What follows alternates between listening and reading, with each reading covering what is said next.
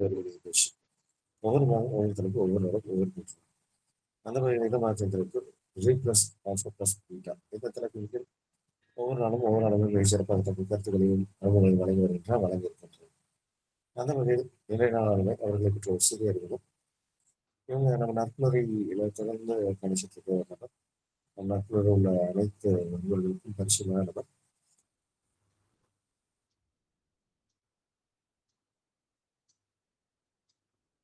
இவங்க ஈரோடு மாவட்டத்தில் உள்ள கோபிச்செட்டிப்பாளையத்தை சேர்ந்தவங்க. இவங்க வந்து ஒரு ஸ்பீக்கர். நிறைய பட்டிமன்றங்கள், பேச்சு இந்த மாதிரி நிறைய இடத்துல தன்னுடைய சொற்பொழிவுகளை வழங்கிட்டு வருகிறாங்க. இது மட்டும் இல்லாமல் இணைய வழியில தொடர்ந்து நிறைய சொற்பொழிவுகளை வழங்கிட்டு வந்துட்டு இருக்காங்க.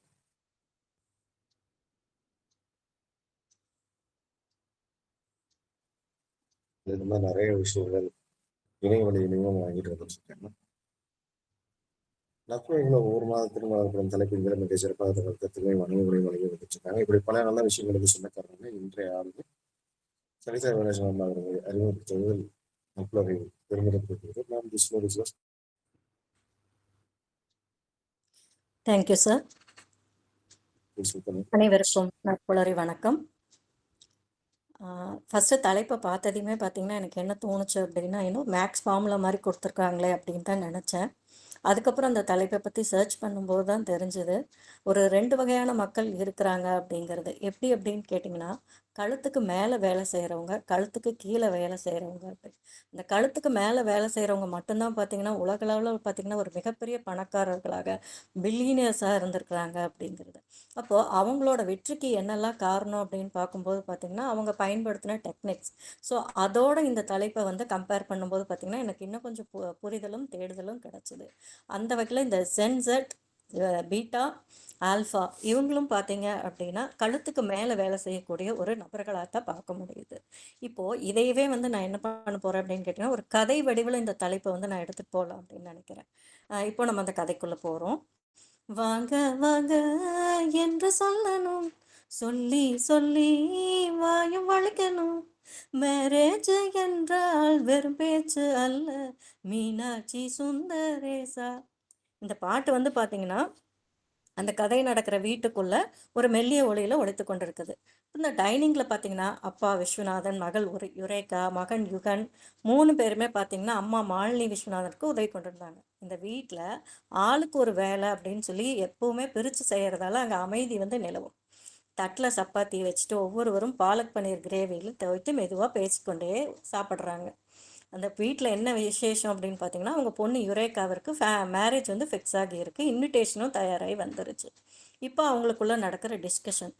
அப்பா கேட்குறார், மாலினி பத்திரிக்கை கொடுக்க வேண்டியவங்க லிஸ்டெல்லாம் எழுதிட்டியா அப்படின்னு சொல்லி அவர் அவங்க ஒய்ஃப் கிட்ட கேட்கும்போது பையன் சொல்கிறான் யுகன், அப்பா அம்மா சொல்ல சொல்ல எல்லாத்தையுமே நான் வந்து நோஷன்ஸில் டைப் பண்ணியாச்சு அப்படின்னு சொல்லி. அது என்ன நோஷன், நீ டிக்டாக்ல கூட பண்ணலாமில்ல அப்படின்னு, டிக்டிக்கில் கூட பண்ணலாமே அப்படின்னு சொல்லி யுரேகா அவங்க பொண்ணு வந்து சொல்கிறாங்க. அது எனக்கும் உனக்கும் புரியும், அம்மாவுக்கு இதுதான் கம்ஃபர்ட், அதான் இதுலேயே பண்ணிட்டேன் யுரே அப்படின்னு சொல்லி சொல்கிறேன். அப்படி உடனே அப்பா சொல்கிறார், எதுவாக இருந்தாலும் எனக்கு லிஸ்ட்டு பர்ஃபெக்டாக இருக்கணும், யாரையாவது விட்டாச்சான்னு ரீசெக் பண்ணிக்கோங்க அப்படிங்கிறாங்க. ஒய்ஃப் உடனே என்ன சொல்கிறாங்கன்னா, நீங்களும் ஒரு தடவை பார்த்துட்டிங்கன்னா ஃபைனல் பண்ணிக்கலாம், தேவைன்னா புதுசாக ஆட் பண்ணிக்கலாம் அப்படின்னு சொல்லி சொல்கிறாங்க. டு லிஸ்ட் ரெடியாக இருக்கா? எல்லாமே ரெடி தாங்க, கூகுள் கீப்பில் எல்லாமே போட்டும் வச்சுருக்கேன் அப்படின்னு சொல்லி ஒய்ஃப் சொல்கிறாங்க ஹஸ்பண்ட் கிட்ட. அப்போது உடனே அவங்க அப்பா வந்து பொண்ணை பார்த்து கேட்குறாரு, யுரே நீ டியூயலிங்கில் ஜாப்பனீஸ் லாங்குவேஜ் படிக்க ஆரம்பிச்சிட்டியா அப்படின்னு சொல்லி கேட்குறாங்க. எஸ் டேட், அவருக்கு ஜாப்பனீஸ் பையர்ஸ் கூட பிஸ்னஸ் டீல் இருக்கிறதால ஃப்யூச்சரில் எனக்கும் பிஸ்னஸ் ரெஸ்பான்சிபிலிட்டி இருக்கணும்னு கற்றுக்க சொன்னாரே, அதனால் நான் கற்றுக்க ஆரம்பிச்சிட்டேன் அப்படின்னு சொல்லி பொண்ணு சொல்கிறாங்க. எஸ், இன்னும் யூ லேர்ன் இட் அப்படின்னு சொல்லி அப்பா சொல்கிறாரு. கூகுள் ஜெம்னியில் கூட நீ நியூ ஐடியாஸ், இன்ஃபர்மேஷன்ஸ் இதெல்லாம் கற்றுக்கலாம் யுரே அப்படின்னு சொல்லி அண்ணன் தம்பி வந்து அக்கா கிட்ட சொல்கிற. அப்படி யுகன் வந்து யுரேகா கிட்ட சொல்கிறாங்க. ஓகே யுகி, நாமெல்லாம் ஜென் இசட்டில் பிறந்து ஜென் ஆல்ஃபாவில் வளர்ந்தவங்க, ஸோ நாம் ஸ்மார்ட்டாக தானே ஒர்க்கில் இருக்கிறோம் அப்படின்னு சொல்லி யுரேகா வந்து தம்பியை பார்த்து சொல்கிறாங்க. அதென்ன ஜென் ஆல்ஃபா ஜென் இசட் புரியுது அப்படின்னு சொல்லி என்ன பண்ணுறாங்கன்னா, மாலினி எதுவும் தெரியல அப்படின்னு சொல்லி கேட்குறாங்க. அப்போ உடனே எக்ஸ்ப்ளனேஷன் பண்ணுற யுகன், அம்மா ஜென் இசட்டுன்றவங்க 97லேருந்து 2012 பிறந்து இணையம், ஸ்மார்ட் போன், சமூக வலைத்தளங்களோட வளர்ந்தவங்க. ஜென் ஆல்ஃபா அப்படிங்கிறவங்க 2013 2024 பிறந்து ஏஐ, டேப்லெட், ஸ்மார்ட் சாதனங்கள், ஆன்லைன் கல்வி ஆகியவற்றுடன் வளர்ந்து வரும் தலைமுறை. ஜென் பீட்டான்றவங்க 2025 2039 பிறக்கிறவங்க. இவங்க செயற்கை நுண்ணறிவு, அதாவது ஏஐ, ரோபோட்டிக்ஸ், தானியங்கி தொழில்நுட்பங்கள் இவங்க வாழ்க்கையின் இயல்பான பகுதியாக இருக்கும் தலைமுறை மம்மி. உண்மைதான். கூடி கழித்த குடும்ப நண்பர்கள் முகம் மறந்து புலனமா மாறி ஊர் தெரியாத யார் யாரிடமோ உறவினராக பேசி மகிழும் நீங்கள், நேரில் சந்திச்சு அழைப்புதல் கொடுத்து முகம் பார்த்து பேசி வாழ்த்தி எல்லாமே இப்போ வெறும் நினைவாயில் இருக்கு. உடனே ஹஸ்பண்ட் சொல்கிறார், மாலினி, நம்ம காலத்தில் செல்ஃபோன் இல்லை, ஆனால் நேரம் இருந்துச்சு, குடும்பம் இருந்தது, நண்பர்களோட விளையாட்டு இருந்தது, புத்தகங்கள் இருந்தது. இன்னைக்கு எல்லாமே கையில் இருக்குது, ஆனால் நேரம் மட்டும் இல்லை. இவங்க மாதிரி நாம் அப்படி இருக்கக்கூடாதுன்னு தானே எல்லாரையுமே நேரில் பார்த்து யுரே மேரேஜ் இன்விடேஷன் கொடுக்கலான்னு டிசைட் பண்ணியிருக்கோம். நீங்கள் சொல்கிறது கரெக்டு தாங்க, ஆனால் நம்மளை தான் ஜெனரேஷன் கேப்னும் பூமர்னும் இந்த தலைமுறை பிள்ளைங்க கிண்டல் அடிக்குதுங்க. என்ன பண்ணுறது? வழக்கொழிந்த கை கடிகாரமும் தூசி படிந்த கால்குலேட்டரும் கிழிக்க மறந்த நாட்காட்டியும் நடந்த மாறுதல்களை சொல்லுது. தனி மனித சுதந்திரம் பேசும் வீரர்கள் சுதந்திரமின்றி கைபேசியின் பிடியில் உலகை தனக்குள் அடக்கும் மொபைலை கண்டாலே மனசில் பயமாக இருக்குங்க. திரையை பார்ப்பது அப்படின்னு சொல்லி மாலினி சொல்கிறாங்க. உடனே அவங்க அப்பா சொல்கிறார், திரையை பார்ப்பதை நிறுத்தி வாழ்க்கையை பார்க்கணும். செல்ஃபோன் நம்ம கையில் இருக்க வேண்டுமே தவிர நாம் அதன் கையில் இருக்கக்கூடாது. அது ஒரு கருவி மட்டுமே. அதை நாம் எப்படி பயன்படுத்துகிறோம் என்பதுதான் அதன் உண்மையான மதிப்பை தீர்மானிக்கிறது. செல்ஃபோன் நம் வாழ்க்கையை எளிதாக்கும் கருவி. ஆனால் அதுக்கு நாம் அடிமையானோம்னா நேரம், உறவுகள், உடல்நலம், எதிர்காலம் ஆகிய அனைத்தையும் இழக்க நேரிடும். எல்லாமே சில நேரம்தான் மாலி அப்படின்னு சொல்லி விஸ்வநாதன் சொல்லி முடிக்கிறார். அதுக்குள்ளே எல்லாருமே சாப்பிட்டு முடித்திருந்தனர். இப்போ பையன் பேசுகிறான், அம்மா, அப்பா சொல்கிறது 100% ட்ரூ. பட் மாறி வர்ற உலகத்தில் உலக நிகழ்வுகள் பற்றி தெரிஞ்சுக்கிறதுக்கு கூகுள் குரோம் இருக்குது. ஊர் செய்தி பரவுறதுக்கு WhatsApp, Facebook, Instagram, X, threads இருக்குது. கற்க கசடு நீக்க கிராமர்லி இருக்குது. காடு மலை சுற்றி வர கூகுள் மேப், வேலைகளை இருந்த இடத்துல இருந்தே முடிக்கிறதுக்கு windows 10, open office, Microsoft apps, ChatGPT, Perplexity, Pinterest, Google drive, documents, Adobe ரீடர்னு எக்கச்சக்கமான ஆப்ஸ் இருக்குது. பாட்டு கேட்க ஸ்பாட்டிஃபை, வீடியோ பார்க்க போடுறதுக்கு யூடியூப்பு, ஃபேஸ்புக்கு, இன்ஸ்டான்னு உலகை ஒரு குடைக்குள் நட்பாய் உணர்த்த வந்த வரப்பிரசாதம் தான் கைபேசி என யுரேகாவும் தனக்கு தெரிந்ததை தாய்க்கு சொல்லி கொடுத்தாள். கல்யாண வேலைக்கு இடையில கொஞ்சம் கொஞ்சமாக இதையெல்லாம் கற்றுக்கிட்டு நானும் என்னை அப்டேட் பண்ணிக்கிறேன். சீக்கிரமே நானும் ஒரு கண்டென்ட் ரைட்டராக காலத்துக்கு ஏற்ற மாதிரி மாற்றிக்கிறேன் என்றால் மாலினி. உங்கள் அம்மா அப்படின்னு சொல்லி சொல்கிறாங்க. பாலையும் தண்ணியும் ஒன்றா கலந்து வச்சா பால் மட்டும் உறிஞ்சி கொடுக்குமா அன்னப்பச்சி. நாமளும் அந்த அன்னப்பச்சி மாதிரி மாறிட்டால் தொல்லையாகவே இருக்காதே. எல்லாத்துக்கும் ரெண்டு பக்கம் உண்டு. நீயும் கைபேசியில் நல்லதை பாரேன் என தோளில் நட்பாய் கைப்பட்டு மாலினிக்கு சொல்கிற மாதிரி இருந்துச்சாமா அலைபேசி அப்படின்னு சொல்லி இந்த கதையில் சொல்கிறாங்க. அப்போ இந்த கதை மூலமாகவே நம்ம தெரிஞ்சுக்க முடிகிறது என்ன அப்படின்னு கேட்டிங்கன்னா, ஜென்ரேஷன் ஜெட் ஆகட்டும், ஜென்ரேஷன் ஆல்ஃபாவாகட்டும், ஜென்ரேஷன் பீட்டாவாகட்டும், அதை அதுக்கு முன்னாடி இருக்கக்கூடிய தலைமுறை எப்படி கற்றுக்கணும் அப்படிங்கிறத அவங்க சொல்லி கொடுத்துருக்காங்க. இப்போ நம்ம இந்த ஜெட் பற்றி பார்ப்போம். ஜெனரேஷன் ஜெட் அப்படிங்கிறவங்க 97 முதல் 2012 வரை பிறந்தவர்களை குறிக்கும் தலைமுறை. 2026 இவர்களோட வயது சுமார் 14 முதல் 29 வயது வரை இருக்கும். ஜெட்டின் முக்கிய பண்புகள் என்னென்னா, இவங்க டிஜிட்டல் தலைமுறை, இணையம், ஸ்மார்ட் போன், சமூக வலைத்தளங்களோட வளர்ந்தவர்கள் தான். வேகமான தகவல் பரிமாற்றம், குறுகிய வீடியோக்கள், மீம்கள், உடனடி தகவல்களை, இன்ஸ்டண்ட்டாக இன்ஃபர்மேஷன்ஸ் வேணும் அப்படின்னு சொல்லி விரும்புகிறவங்க. சுயமாக கற்றுக்கொள்வது, அதாவது செல்ஃப் லேர்னர்ஸ், யூடியூப், ஆன்லைன் பாடங்கள், ஏஐ போன்றவற்றை பயன்படுத்தி திறன்களை வளர்த்து கொள்வார். ஏன்னா ஸ்டூடெண்ட்ஸ்க்கு உண்டான ஆப்ஸும் பார்த்திங்கன்னா நிறைய ஆப்ஸ் இருக்குது. உலகளாவிய சிந்தனை, உலக நிகழ்வுகள், சுற்றுச்சூழல், சமூக நீதி போன்றவற்றில் அதிக அக்கறை இவர்களுக்கு இருக்கும். வழக்கமாக இருக்கக்கூடிய படிப்புகளுக்கு மாறாக இவங்க படிப்பு படிக்கிறதுனால பாரம்பரிய வேலைக்கு மாற்றாக இவங்க பார்த்திங்கன்னா freelancing, content creation, start up, remote work போன்றவற்றில் அதிக ஆர்வம் இருக்கிறவங்களா இருப்பாங்க. இதனாலேயே இந்த ஜென்செட் அதிகமாக எந்த மாதிரியான தளங்களை பயன்படுத்துவாங்கன்னா, அவங்களுக்கு ஃபேவராக இருக்கக்கூடிய யூடியூப், இன்ஸ்டாகிராம், டிக்டாக்லாம் சில நாட்டில் இருக்குது, ஸ்னாப்சாட்டு, டிஸ்கார்டு, அதே மாதிரி பார்த்திங்கன்னா சாட் ஜிபிடி மற்றும் பிற ஏஐ கருவிகள் தான் இவங்க பயன்படுத்துகிறதா இருக்கும். இதே இந்த ஜென்செட்டோட பலங்கள் என்னன்னா, புதிய தொழில்நுட்பங்களை விரைவாக கற்றுக்கொள்வாங்க. படைப்பாற்றல் கிரியேட்டிவிட்டி அதிகம் இருக்கும். மாற்றங்களை எளிதில் ஏற்றுக்கொள்வார்கள். சேஞ்ச உடனடியா அக்செப்ட் பண்ணிக்கிறதுங்கிறது எல்லாத்துனாலயும் ஏ ஏத்துக்க முடியாத ஒண்ணு. ஆனா இந்த ஜென்செட் தலைமுறை பார்த்தீங்கன்னா, மாற்றங்களை வந்து எளிதில் ஏற்றுக்கொள்வார்கள். அப்புறம் இவங்களோட இன்னொரு இது என்ன அப்படின்னு கேட்டீங்கன்னா, இவங்கலாம் அஷ்டாவதானி அப்படின்னு சொல்ற மாரி பல வேலைகளை ஒரே நேரத்தில் கையாளும் திறன் வந்து பார்த்தீங்கன்னா, இவங்களுக்கு இருக்கும். இவங்க சந்திக்கக்கூடிய சவால்கள் அப்படின்னு பார்த்தீங்கன்னா பாருங்களேன், இவங்க சவால்கள் அப்படின்னு தான் அதை பார்ப்பாங்க. பிரச்சனைகள் அப்படின்னு சொல்லி பார்க்க மாட்டாங்க. சமூக வலைத்தளங்களுக்குள்ள அதிக நேரம் செலவிடுவது, கவனம் சிதறுவதற்கான வாய்ப்பு, கான்சன்ட்ரேஷன் வந்து இவங்களுக்கு மிஸ் ஆகும் அப்படிங்கிற மன அழுத்தம் மற்றும் ஒப்பீட்டு மனநிலை, ஒருத்தரோட ஒருத்தர் கம்பேர் பண்ணி, ஏன்னா இது காம்படிட்டிவ் வேர்ல்டு அப்படிங்கிறதுனால இவங்க வந்து எப்படின்னா ஒரு சின்ன கிராமத்துக்குள்ள இருக்கிறவங்களோடவோ அல்லது தன்னோட வீட்டுக்குள்ள இருக்கிறவங்களோடவோ இவங்க வந்து என்னன்னா போட்டி போடுறதில்ல. உலக அளவுல போட்டி போட வேண்டியதா இருக்கு அப்படிங்கும்போது இவங்களுக்கு மன அழுத்தம் மற்றும் அந்த ஒப்பீட்டு கம்பேரிட்டிவ் மனநிலையும் வந்து பார்த்தீங்கன்னா அதிகமா இருக்கும். ஸோ அதுக்காகவே வேண்டி இவங்க ஸ்க்ரீன் டைம் அதிகமா யூஸ் பண்ணிட்டு இருக்கிறதுனால அந்த திரை நேரமும் அதிகரிக்கும் அப்படின்னு சொல்லி சொல்றாங்க.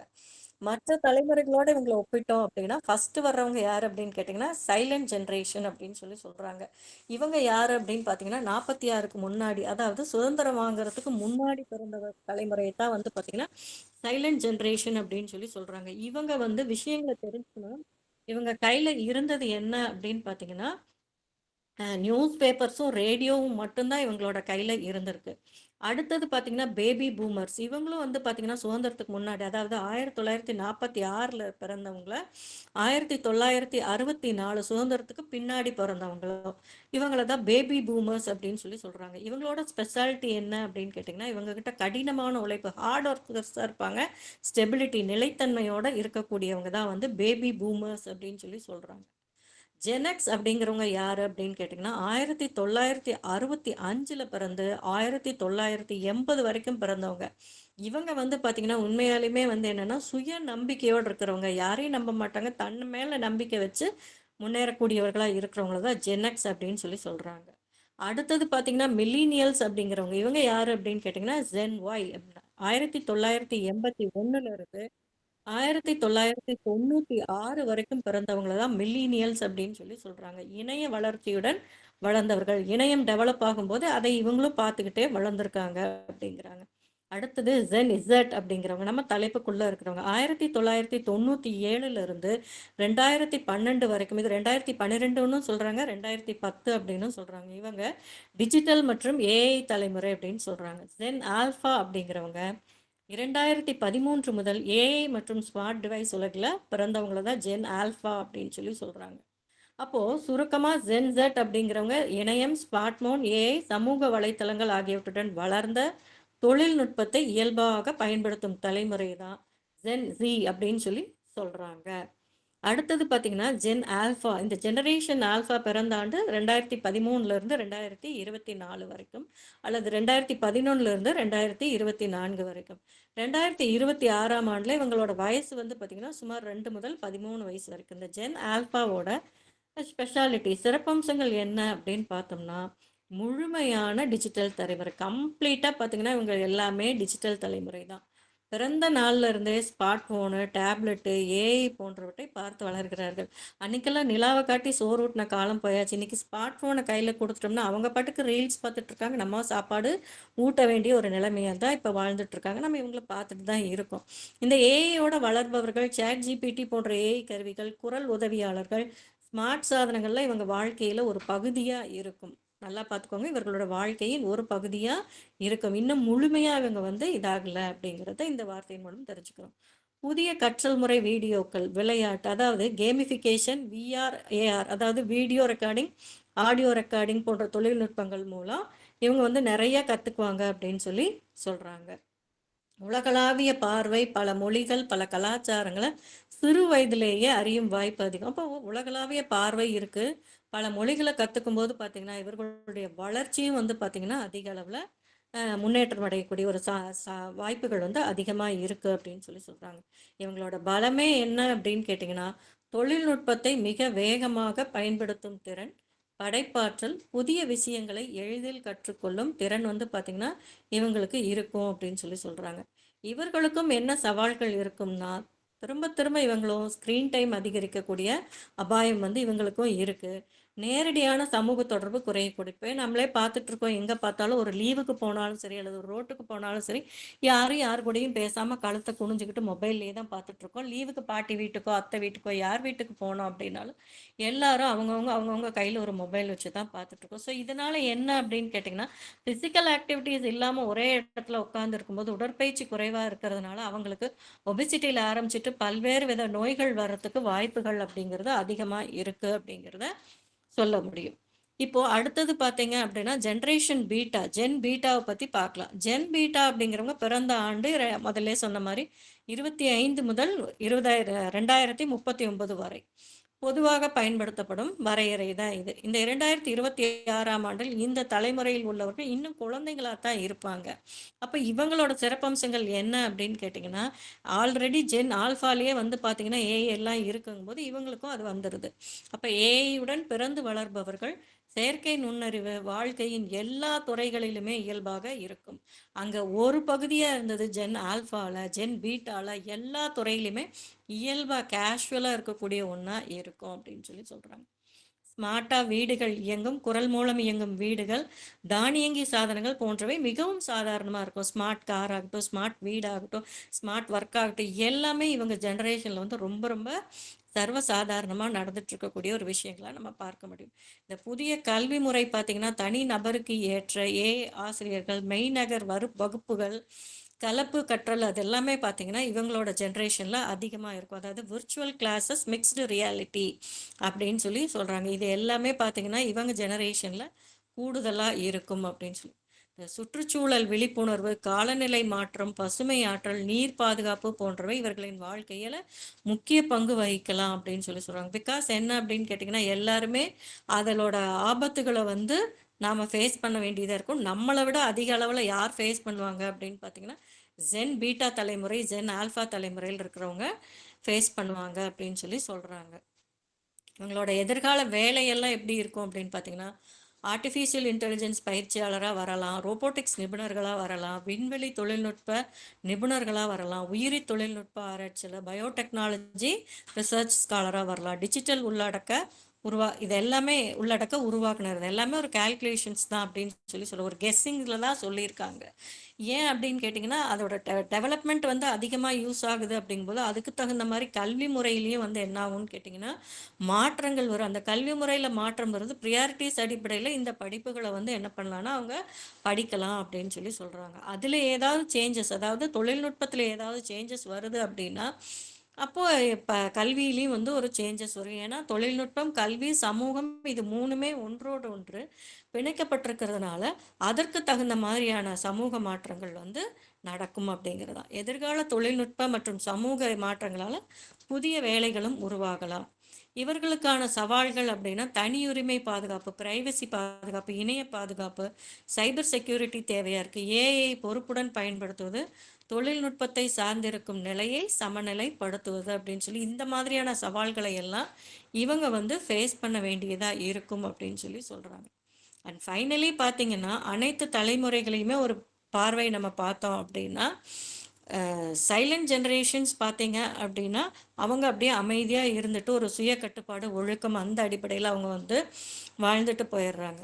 அடுத்தது வர்ற பேபி பூமர்ஸ் 46லேருந்து 64க்கு பிறந்தவங்க என்ன அப்படின்னு கேட்டிங்கன்னா, போருக்கு பிந்தைய வளர்ச்சியில் இவங்க வந்து வளர்ந்துருக்குறாங்க அப்படின்னு சொல்கிறாங்க. First world war, second world war, சுதந்திர போராட்டம் இது எல்லாமே அந்த டைமில் வந்து முடிஞ்சிருக்கும் போது, அதற்கு பின்னாடி ஒரு போருக்கு பிந்தைய வளர்ச்சியை வந்து இவங்க வந்து வாழ்ந்திருக்காங்க அப்படின்னு சொல்கிறாங்க. ஜென் எக்ஸ் அப்படிங்கிறவங்க 65 to 80 இவங்க வந்து சுய நம்பிக்கையில் வளர்ச்சி பெற்றவர்கள் அப்படின்னு ஏன்னா இங்கே வந்து எந்தவித ஒரு ஸ்மார்ட் ஃபோனோ அல்லது வேற எந்த ஒரு ஆர்டிஃபிஷியல் இன்டெலிஜென்ஸோ இல்லாததுனால இவங்க தன்னை நம்பி சுய நம்பிக்கையால் வளர்ந்தவங்க அப்படின்னு சொல்லலாம். மில்லினியல்ஸ் ஜென் ஒய் அப்படிங்கிறவங்க 81லேருந்து 96 இணைய வளர்ச்சியை அப்போதான் வந்தது. ஸோ அதனால இணைய வளர்ச்சியை கண்டவர்கள் இந்த Gen Y generations. Gen Z அப்படிங்கிறவங்க 97லேருந்து 2012 வரைக்கும் வந்தவங்க. இவங்க டிஜிட்டல் தலைமுறை.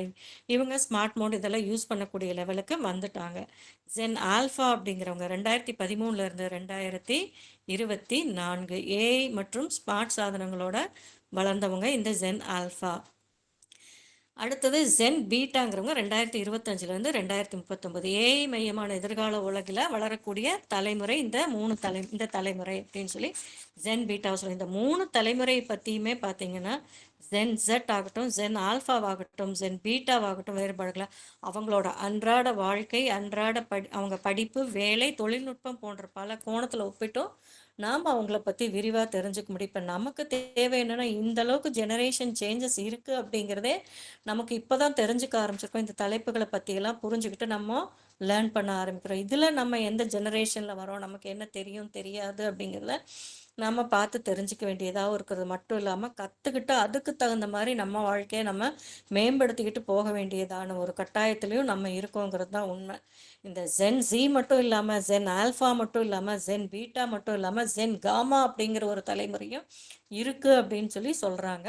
ஆனால் அது எந்த அளவுக்கு சாத்தியம் அப்படிங்கிறது இந்த ஜென் பீட்டா தலைமுறை வளரும் போது பார்த்திங்கன்னா வரக்கூடிய சேஞ்சஸ். ஏன்னா ஒவ்வொரு தலைமுறையுமே என்ன அப்படின்னு கேட்டிங்கன்னா அவங்க வாழ்ந்த காலத்தில் அவங்களுக்கு கிடைத்த தொழில்நுட்ப வசதிகளை வச்சுக்கிட்டு அவங்கக்கிட்ட இருக்கக்கூடிய பொருளாதார மாற்றங்கள், அதில் சந்திக்கக்கூடிய சவால்கள், இந்த அடிப்படையில் தான் அவர்களுடைய கல்வியும் இருக்குது, அவர்களுடைய வேலை அல்லது தொழிலும் இருக்குது. அப்படிங்கிறதுனால அதற்கு தகுந்த மாதிரியான தலைமுறை வரலாறும் தலைமுறை மாற்றங்களையும் நம்ம பார்த்துக்கிட்டு இருக்கோம். ஸோ அந்த ஜென் காமா அப்படிங்கிறதும் பார்த்திங்கன்னா ஜென் பீட்டாவும் ஜென் ஜியும் ஜென் ஆல்ஃபா இவங்க 3 பேரும் சேர்ந்து என்ன பண்ண போகிறாங்க அப்படிங்கிறத பொறுத்து தான் பார்த்திங்கன்னா ஜென் காமாவோட வளர்ச்சியும் அவங்க எப்படியெல்லாம் இருப்பாங்க அப்படிங்கிறதையும் நம்ம தெரிஞ்சுக்க முடியும். எது எப்படியோ ஒரு குடைக்குள் ஒரு உலகம் வந்துருச்சு, என்றைக்கு குளோபலைசேஷன் வந்துச்சோ அன்றைக்கே பார்த்திங்கன்னா ஒரு குடைக்குள் உலகமாக வளர்ந்துட்டோம். இன்றைக்கி எது தெரியாதவங்களும் யாரும் இல்லை, ஒன்றுமே தெரிஞ்சுக்காமையும் யாரும் இல்லை. அதான் ஒரு இது சொல்லுவாங்கன்னா ஒன்றுமே தெரியாதவங்களும் யாரும் இல்லை, எல்லாமே தெரிஞ்சவங்களும் யாரும் இல்லை அப்படிங்கிறது இந்த தலைப்பை பார்க்கும்போது மட்டும் இல்லை, இந்த தலைப்பை பற்றி நம்ம ஒரு விரிவான அலசல் எடுத்துகிட்டு போகும்போதும் பார்த்திங்கன்னா அதை பற்றி நம்ம இன்னும் தெளிவாக புரிஞ்சுக்க முடியுது. எனக்கு இந்த வாய்ப்பை வழங்கியமைக்கு உங்கள் அனைவருக்கும் நன்றி, வணக்கம். வணக்கம் மேடம், வணக்கம். இன்னைக்கு கொங்கு தமிழ்ல அழகா இந்த தலைப்பை அப்படி என்ன சொன்னது ஃப்ளோவா அப்படி ஒரு ஃப்ளோவா சொன்னீங்க. நிறைய 3 தலைமுறையும் என்னென்ன கேரக்டர் எப்படி இருக்கிறாங்கன்னு ஒரு கதை மூலமா ஃபர்ஸ்ட் ஆரம்பிச்சுங்க. உண்மைதான், எல்லாருக்கும் அப்படி ஒரு 3 தலைமுறை கேப் இல்லாம ஃபில் பண்ணிக்கிட்டே வரணும் அப்படின்னு சொன்னீங்க. அது ரொம்ப நல்லது. நம்ம ஃபீட்பேக் போலாம். ஃபர்ஸ்ட் சரவணன் சார், உங்களோட கருத்து. அனைவருக்கும் இனிய காலை வணக்கம். மேடம், நீங்க செக்ஷன் ரொம்ப அருமையா இருந்தது மேடம். பல தகவல்கள் கொடுத்தீங்க. அதே மாதிரி இந்த செல்போன்லேயே மூழ்கிடுறோம், எல்லாமே அதுல வந்துருது அப்படிங்கிறத சிறப்பா எடுத்து சொன்னீங்க மேடம். ரொம்ப அருமையா இருந்துச்சு. வாழ்த்துக்கள் மேடம். வாய்ப்பு நன்றி சார். நன்றி நன்றி. அடுத்து சிவகணி மேடம், நீங்க பேசுங்க.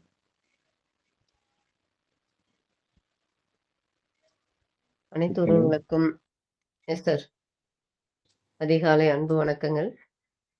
மேம், இன்னைக்கு ரொம்ப எக்ஸலண்ட்டாக இருந்தது. அதில் நீங்கள் இந்த கதையோடு ஸ்டார்ட் பண்ணி கொண்டு போன விதம் ரொம்ப சிறப்பாக இருந்தது. அதை தாண்டி ஒவ்வொரு ஜென்ரேஷன் கேப் எப்படி இருக்குது அப்படிங்கிறத சொன்னது. ஸோ நிறைய மாற்றத்தை எதிர்நோக்கி இருக்கணும் அப்படிங்கிறத இந்த செஷன் மூலமாக தெரிஞ்சுக்கிட்டோம். எத்தனை தலைவர்கள் புதுசாக உருவாக போகிறாங்க அப்படிங்கிறதையும் நம்ம பொறுத்திருந்து பார்க்கலாம் அப்படிங்கிறது தெரிஞ்சுது. ரொம்ப அழகாக கொண்டு போனீங்க மேம் செஷனை. வாழ்த்துக்கள் ma'am. Thank you so much sir. Vidya madam. Thank you sir. அனைவருக்கும் நற்புலரையின் இனிய காலை வணக்கங்கள். மேம், ரொம்ப எக்ஸலண்ட்டாக இருந்தது மேம் செஷன். கதையில் ஆரம்பித்து ஒரு தலைமுறைக்குமான வளர்ச்சி, மாற்றம், இணையதளத்தோட பயன்பாடு எல்லாமே சொன்னீங்க. அதோட சிறப்பம்சமாக ஜென்ரேஷன் காமாவோட வருகையும் பற்றி நீங்கள் சொல்லும்போதே கொஞ்சம் ஆர்வமாகவும் யோசனையாகவும் அவங்க எப்படி இருக்க போகிறாங்க, ஜென்சி, ஆல்ஃபா, பீட்டா, காமா, டெல்டான்னு போக போகுது அப்படின்னு நினைக்கும் போதே நல்லா இருந்தது மேம். ரொம்ப எக்ஸலண்ட்டாக ஆர்வத்தையும் ஒரு ஈர்ப்பையும் உண்டாக்குனீங்க. சீராக இருந்தது மேம் உங்களுடைய செஷன். Thank you ma'am. நன்றி நன்றி. அனைவருக்கும் உற்சாகமான காலை வணக்கம். அம்மாவோட செஷன் சீராக மட்டும் இல்ல, சிறப்பாகவும் இருந்தது. ஏன்னா அவங்களுடைய அந்த குரல் இருக்கும்ல, அது ரொம்ப அமைதியா இருக்கும். அவங்க அந்த 1983க்கு முன்னாடி பிறந்தவங்க சைலண்ட் அப்படின்னு சொன்னாங்கல்ல, அததான் நான் இங்க சுட்டி காட்ட விரும்புறேன். அப்போ இந்த ஜெனரேஷன்ல இருந்தவங்கன்னா இப்படிவே இருந்திருக்காங்கப்பா அப்படின்னு அந்த தலைமுறையா எப்படி வந்து கணினி தலைமுறை மாதிரி இந்த மக்கள் தலைமுறை அத்தனையும் இனி வரக்கூடிய காமா இருக்குமா தெரியலையே அப்படின்ற மாதிரி அப்படியே காமா சொல்லிட்டாங்க. அதையும் ஒரு கதை மூலமா சொன்னது இன்னும் நல்லா இருந்துச்சு. இந்த இதை வாசிச்சுட்டு இருந்தாங்கல்ல, ரொம்ப அருமையா இருந்துச்சு. எப்பயுமே அவங்க வந்து ரொம்ப அழகா தெளிந்த நீரோடையா கொடுப்பதுல அவங்கள அடிச்சுக்க ஆடே இல்லை. அவங்க இன்விடேஷன் அனுப்புனதுனாலதான் அப்படியே வந்துட்டேன். சூப்பர். மென்மேல் வளர வேண்டுமாம். எல்லா வல்ல இறைவன் எல்லா வளமும் நலமும் தரணும். ஏதாவது குறைகள் இருந்தாலும் அதை நினைக்காதீங்க. இப்பயும் சொல்றேன், எல்லாமே இருக்கு நம்ம கிட்டக்க, சூப்பரா கொண்டு போகணும் அப்படின்றத வாழ்த்துதான் சொல்லிக்கிறேன். நன்றி, வணக்கம். வாய்ப்பிற்கு நன்றி சார். நன்றி நன்றி. குமார் சார் இனிய காலை வணக்கம். சவிதா மேம் ரொம்ப அழகா பேசுவாங்க. எப்பவுமே வந்து தெரிந்த நீரோடைய நோலை அது மாதிரி ரொம்ப அழகா பேசுவாங்க எப்பவுமே எல்லா தரத்துலையும். அவங்க வந்து இந்த சைலண்ட் ஜென்ரேஷன் தான் ஆரம்பிச்சு baby boomers, genetics, millionaires, Gen Z, alpha, beta, அப்புறம் வரப்போற ஜென் காமா அதை பத்தி பேசினாங்க. ஒவ்வொரு ஜென்ரேஷன்லையும் வந்து என்னென்ன குணாதிசயங்கள், அவர்கள் ஃபேஸ் பண்ற சவால்கள், அதுல இருக்கிற பாசிட்டிவ் பாயிண்ட்ஸ், நெகட்டிவ் பாயிண்ட்ஸ் எல்லாத்தையும் ரொம்ப அழகா சொன்னாங்க மேடம். ரொம்ப நல்லா இருந்தது. வாழ்த்துக்கள் மேடம். வணக்கம். நன்றி நன்றி. அடுத்து Manjula madam. Yes sir, good morning, happy morning to all, happy connection. Today madam session was very effort. அவங்கள பார்த்து கேட்க வேண்டிய ஒரு கேள்வி, யாரு சாமி நீங்க அப்படின்னு ஒரு படத்துல சொல்லுவாங்கல்ல, அது போல யாரு சாமி நீங்க, புயல் மாதிரி அடிச்சுட்டு எவ்வளோ ஒரு பவ்யமா உட்காந்துருக்கீங்க. Everybody saying for good things, நல்லா பண்ணீங்கன்னு. அப்போ கூட அந்த முகம் அவ்வளோ ஒரு அதான் அக்செப்ட் பண்ணிக்காது. ஓகே அப்படிங்கிற அந்த ஒரு மைண்ட் செட்டோட உட்காந்துருக்கிற ஒரு மனநிலை. So such a great I would not like reveal, எதையும் சொல்ல விரும்பல. But you are very great. இன்னும் என்ன சொல்றது, என்னால் யார் இதை ரீப்ளேஸ் பண்ண முடியும் அப்படிங்கிறத நம்ம ஆணித்தரமாக சொல்லிட்டா எல்லாருக்கும் கோவம் வரும். So anyway, your place, your presentation, your hard work, your excellent power of view, so everything you proved yourself today. Such a great ma'am with us. Thank you so much for your good efforts. Thank you. Never forget, your face is very silent. Thank you ma'am. Thank you. அம்மாவை பார்க்குற மாதிரியே ஒரு feel வருது. So anyway, thank you so much. என்ன சொல்கிறது, thank you ma'am. Thank you so much for each and every one. Thank you. நன்றி madam. நன்றி. கீழே சார்.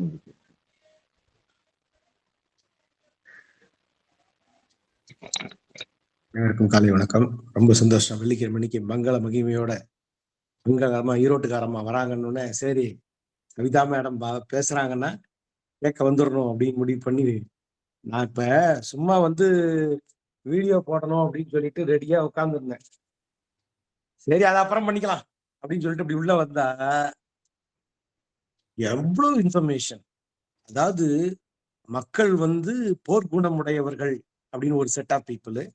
நம்ம 1966 பிறந்ததுனால நம்ம என்னையா அப்படின்னு பார்க்கலாம் அப்படின்னு சொல்லி பார்த்தா அழகா வந்து சுய நம்பிக்கை இருக்கு அப்படிங்கிறத நம்ம ஜென்ரேஷன் என்ன மாதிரியான மக்கள்னு பிரிச்சு காமிச்சதும், அடுத்த ஜென்ரேஷன் பீப்புள் எவ்வளவு தூரம் அவங்களோட அந்த நம்பிக்கையோட தன்மை வந்து பீப்புளோட இன்டராக்ட் பண்றது இல்லை அப்படிங்கிறத நீங்க வந்து அது ரொம்ப கொஞ்சம் வலிச்சுது.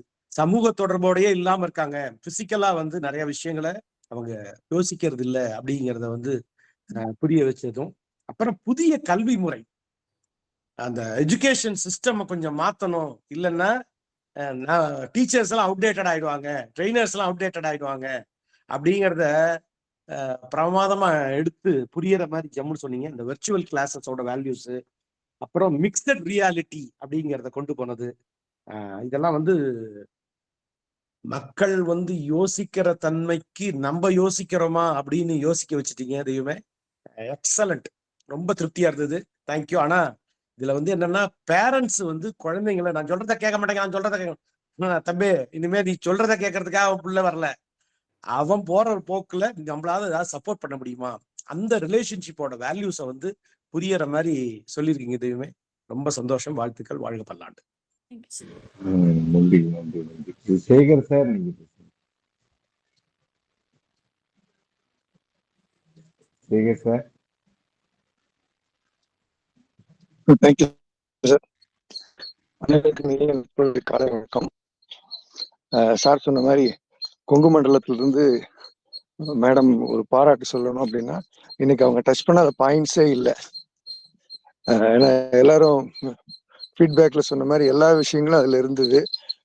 பொதுவா என்ன சொல்றது, ஒரு கதையின் மூலமா ஒரு கிட்டத்தட்ட அப்பா அம்மா எப்படி ஒரு 5 இயர்ஸ் குறைவா இருப்பாங்க, அவங்க 2 பேர்த்த தாண்டி குழந்தைங்க ஒரு 15 இயர்ஸ் குறைவா இருப்பாங்க. ஸோ 4 ஜென்ரேஷனையுமே அவங்க வந்து அந்த கதை மூலமா கொண்டு வந்த விஷயம் இன்னைக்கு கரண்ட்ல எல்லா ஃபேமிலியிலும் என்ன நடந்துட்டு இருக்கு அப்படிங்கிற ஒரு விஷயத்த காமிச்சுது. ஸோ உண்மையிலேயே நல்லா இருந்தது மேடம். வாழ்த்துக்கள். Thank you opportunity sir. Narayan sir, thank you. நன்றி சார், நன்றி சார். வெங்கட்ராமன் சார், இப்பதான் ஜாயின் பண்ணிருக்கீங்க. உங்களோட கருத்து நினைக்கிறேன். ஓகே, நன்றி மேடம். என்னோட ஃபீட்பேக் மேடம், எல்லாரும் சொல்லிட்டாங்க, நான் எதுவும் சொல்றதுக்கு வழி இல்லை. ரொம்ப அழகு. அதாவது ஒவ்வொருத்தரும் இந்த தலைப்பை பார்க்கிற விதம் தான், அந்த தலைப்போட சேர்ந்து அதுக்கு என்னென்ன கருத்துக்களை அழகா ஒரு கோஆர்டினேட்டா, அதாவது என்ன சொல்றது, ஒருங்கிணைப்பா பண்ணி ஒரு சின்ன கதையில ஆரம்பிச்சு ஒவ்வொரு தலைமுறையும் ஒவ்வொரு கேரக்டர் எப்படி இருக்குன்னு சொல்லி அழகா சொல்லிட்டீங்க. நம்ம சாட் பாக்ஸ்ல சிவகுமரன் சார் எக்ஸலன்ட் செக்ஷன், வாழ்த்துக்கள் மேடம் சொல்லியிருக்கிறாங்க. நீங்கள் உங்கள் கருத்து ஏற்புரையை வழங்குமாறு அழைக்கிறேன். மகிழ்ச்சியா இருக்குங்க சார். இந்த தலைப்புக்கு வந்து இவ்வளோ பேர் இதை சொல்லியிருக்காங்க அப்படிங்கும்போது, ஆக்சுவலாக என்னன்னு கேட்டால், இதெல்லாம் இணையத்தில் நம்ம தேடும்போது கிடைக்கிற தகவல்கள் தான். கூடுதலாக நான் இதில் பண்ணினது என்னன்னு கேட்டால், இதை கதை வடிவத்தில் எடுத்துகிட்டு போகணும் அப்படின்னு சொல்லி முடிவு பண்ணும்போது தான் எனக்கு அது கொஞ்சம் ஈஸியாக எனக்கே புரிகிற மாதிரி இருந்துச்சு. சரி, அதையவே நம்ம அவங்களுக்கும் கொடுக்கலாம் அப்படின்னு சொல்லி முடிவு பண்ணி தான் நான் இப்படி இதை எடுத்துகிட்டு போனேன். அந்த விதத்தில் பாராட்டின அத்தனை பேருக்கும், பின்னூட்டம் கொடுத்த அத்தனை பேருக்கும் என்னுடைய மனம் நிறைந்த மகிழ்ச்சியும் நன்றியும். இந்த செஷனுக்கு எனக்கு வாய்ப்பு கொடுத்த குமரேசன் சார் ஆகட்டும், நாராயணன் சார் ஆகட்டும், அவர்களுக்கும் என்னுடைய மனம் நிறைந்த நன்றிகளும் மகிழ்ச்சிகளும் கிட்டாக. இந்த ஸ்டூடெண்ட்ஸை பற்றி பேசினார் டிஆர்வி சார். ஸோ பார்த்தீங்கன்னா அதுக்கு கூட சில ஆப்ஸ் இருக்குது. அது என்ன அப்படின்னு கேட்டிங்கன்னா, அறிவு ஆப்பு, டியூலிங்கோ ஆப் எல்லாம் பார்த்தீங்கன்னா நம்ம யூஸ் பண்ண முடியும் அப்படிங்கிறது தான். அதே இன்னும் என்ன அப்படின்னு கேட்டிங்கன்னா, டீச்மெண்ட்டு, கான் அகாடமி எல்லாம் பார்த்தீங்கன்னா இன்னும் அட்வான்ஸ்டாக இருக்கக்கூடிய ஆப்ஸாக இருக்குது. இதை தாண்டி பார்த்தீங்கன்னா நளினி ஹோம் ஸ்கூல் ஆப் வந்து பார்த்தீங்கன்னா ஸ்டெம் ஸ்கூல் சப்ஜெக்ட்ஸ்க்கு வந்து பார்த்தீங்கன்னா அனதர் ஆப்ஷன்ஸாக இருக்குது. இதெல்லாம் எனக்கு தேடும்போது கிடைத்த தகவல்கள். அதையும் உங்ககிட்ட பகிர்ந்துக்கிறதுல மனப்பூர்வமான ஒரு மகிழ்ச்சியும் நன்றிகளும். மிக்க நன்றி அனைவருக்கும். நன்றி மேடம். நீங்க சொன்னதுல எனக்கு நேற்று கூட ஏதோ ஒரு டெக்னிக்கல் பிடிஎஃப் டவுன்லோட் ஆகலைன்னு எங்க பிரதர் கேட்டாரு, எனக்கு தெரியல. உடனே என் பொண்ணுகிட்ட தான் சொன்னேன், ஏதோ பிடிஎஃப் டவுன்லோட் ஆகலப்பா, அதுக்கு ஏதாவது சொல்லு அப்படின்னு. அதான் உடனே அவ வந்து அதுக்கு எப்படி எப்படி போகணும்னு அதை வந்து மஞ்சுளா மேடம் கொஞ்சம் மியூட் பண்ணீங்களே. மஞ்சுளா மேடம், அதான் நேற்று தான் அவங்க அழகா புரிகிற மாதிரி, அதாவது நம்ம கூட கொஞ்சம் கோவம் வரும் சிலவங்க, ஏதாவது கேட்டா திருப்பி திருப்பி கேட்டா கோவம் வரும். ஆனா அவங்க வந்து பொறுமையா சொல்றாங்க. இந்த ஜென்சி இருக்காங்கல்ல, அவங்க படிக்கிறதும் பொறுமை, சொல்லி கொடுக்கறதும் பொறுமை. நம்ம இந்த அதுக்கு முன்னாடி உள்ள தலைமுறைகள்ல இது கூட புரியலையா, இது கூட தெரியாம இருக்க அப்படின்னு நம்ம ஒரு எரிச்சல் வரும். ஆனா இன்னைக்குள்ள ஜென்ரேஷன் வந்து என்னன்னா, அவங்களும் பதறது இல்லை, அடுத்தவங்களையும் பதற விடுறது இல்லை. அந்த மாதிரி ஒரு பொறுமை அந்த மாதிரி இருக்கு. நிறைய தகவல் கொடுத்தீங்க உண்மையில் இந்த தேடல். அப்புறம் மேடம், ஈவினிங் நம்ம நட்புலரின் 2வது புத்தக அவைன்னு வச்சிருக்கிறோம். இதுல வர்ற எல்லாருமே ஒரு 8 to 8:30 வாங்க புத்தக அவையில. இன்னைக்கு ஒரு பிரசன்டேஷன் இருக்கு. எல்லோரும் வாருங்கள், நம்ம அடுத்த கட்டத்துக்கு இந்த நட்புலரியை கொண்டு போவோம். உங்களோட ஆதரவுனாலதான் அடுத்த ஃபவுண்டர் ஒரு 2வது நிகழ்ச்சியா அதை ஆரம்பிச்சிருக்கிறாரு. பரவாயில்ல, டெய்லியே அங்கேயும் ஒரு 10 பேர் வர்றாங்க. நல்ல ஒரு 20 நிமிஷம் 25 நிமிஷம் தான் ஒரு புத்தகத்தை பத்தி பேச முடியுமான்னு சொன்னால், நேற்று முகிலன் பேசினாரு. 25 நிமிஷத்துல பேசினாரு. அவர் பெரிய புக் அது. அது அந்த கண்டென்ட் அழகா ஒரு ஒரு பிபிடி போட்டு அழகா பண்ணியிருந்தாரு. அது மாதிரி எல்லோரும் உங்களுக்கு நேரத்தை ஒதுக்கி அந்த ஒரு அரை மணி நேரம் உங்கள் புத்தக அவைகளை முதலீடு செய்தால் உங்களுக்கு உங்கள் வாழ்க்கையிலே நிறைய தகவல் கிடைக்கும் சொல்லி நன்றி கூறி விடைபெறுகிறேன். நன்றி, வணக்கம். நாளை வேறு ஒரு நபருடன் சந்திக்கலாம் மேடம். தேங்க்யூ. மேம் அந்த ஒன்ஸ் அகைன் அந்த அகாடமியை சொல்லுங்க. கான் அகாடமி 3 சொன்னீங்க. Khan academy madam. அதுக்கப்புறம் பாத்தீங்கன்னா டீச்மெண்ட். அப்புறம் ஸ்டெம் ஸ்கூல் சப்ஜெக்ட் வந்து பாத்தீங்கன்னா அந்த Nalini home school. Nalini home school. Okay. இதெல்லாம் அறிவு தனித்தனியா டியூலிங்கோ உங்களுக்கு தெரியும்னு நினைக்கிறேன் இல்லைங்களா? அறிவு டியூலிங்கோ அது 2. S S